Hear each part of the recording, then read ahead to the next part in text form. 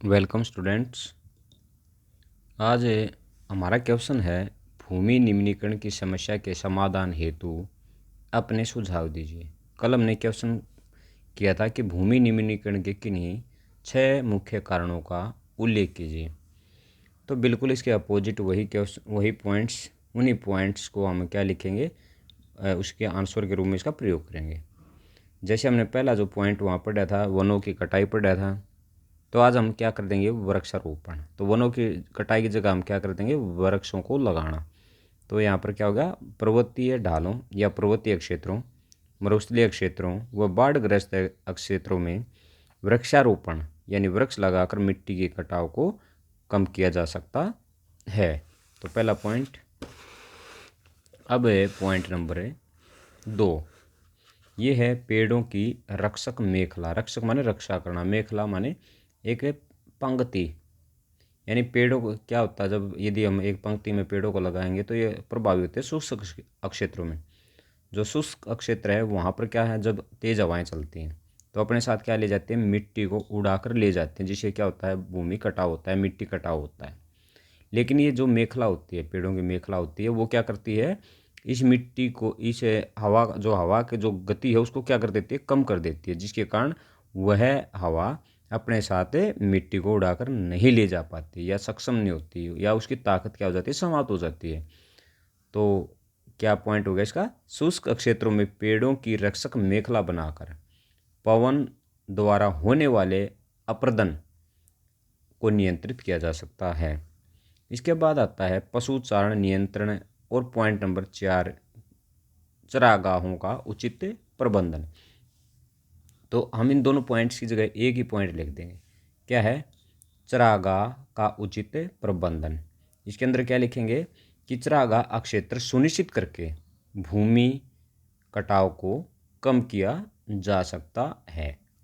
इसके बाद आता है पॉइंट 5, कांटेदार झाड़ियाँ। अब कांटेदार झाड़ियाँ किस क्षेत्र के लिए, जहाँ पर शुष्क क्षेत्र में उगती है झाड़ियाँ। तो कांटेदार झाड़ियाँ कहाँ उगती हैं, शुष्क क्षेत्रों में। तो यहाँ पर रेतीले टीलों को कांटेदार झाड़ियाँ लगाकर स्थिर बनाने की प्रक्रिया से भूमि कटाव की रोकथाम की जा सकती है, या भूमि कटाव को कम किया जा सकता है। क्या लिखेंगे, शुष्क क्षेत्रों में या रेतीले टीलों को कांटेदार झाड़ियाँ लगाकर भूमि कटाव की रोकथाम की जा सकती है। अब आएगा नंबर 6 पॉइंट, नदियों के किनारों पर पेड़ पौधे लगाना। तो इसमें क्या लिखेंगे, नदी नालों के किनारों पर पेड़ पौधे लगाकर भूमि कटाव को कम किया जा सकता है।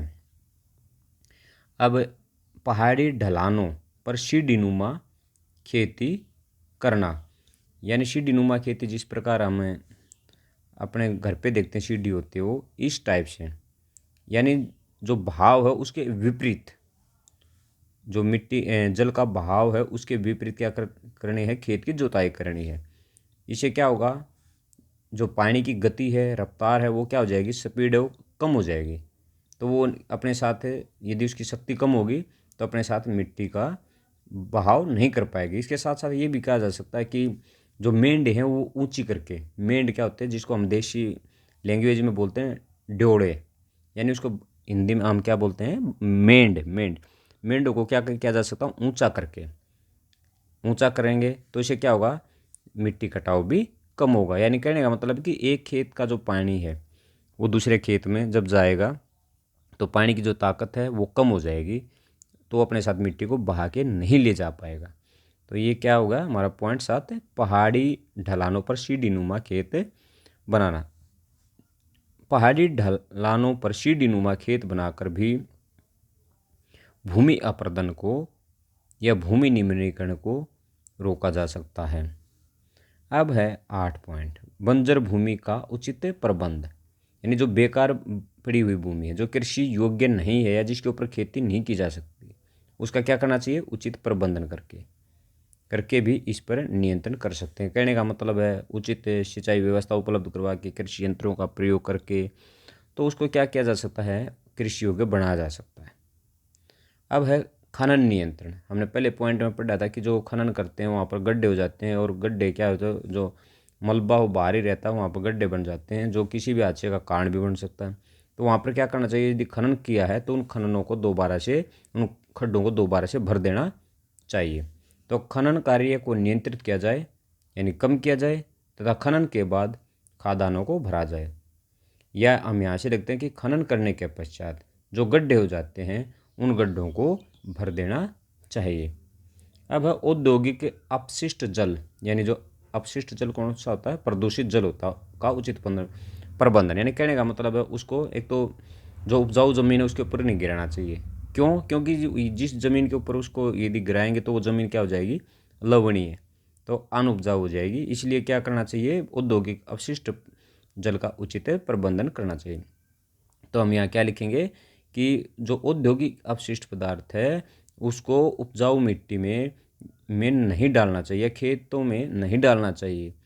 यदि ऐसा करेंगे तो क्या होगा, वह ज़मीन लवणीय हो जाएगी और उसका निम्नीकरण होगा। इसलिए क्या करना चाहिए, औद्योगिक अपशिष्ट भूमि जल का उचित प्रबंधन करना चाहिए। अब जो प्रश्न नंबर हमारा 4 है वो भारत में पाए जाने वाली विभिन्न प्रकार की मिट्टियों का वर्णन कीजिए। साथ में ये मिट्टी भी है और साथ में हमारा मैप भी है। तो इस क्वेश्चन को हमें कल कल वाली जो वीडियो होगी साथ में मैप भी होगा हमारा और उसका विश्लेषण भी इसका करेंगे।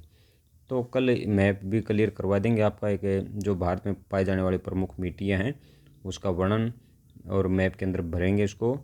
तो तब तक के लिए हम कौन सा क्वेश्चन नंबर 3 ही करेंगे। Thanks, have a good day.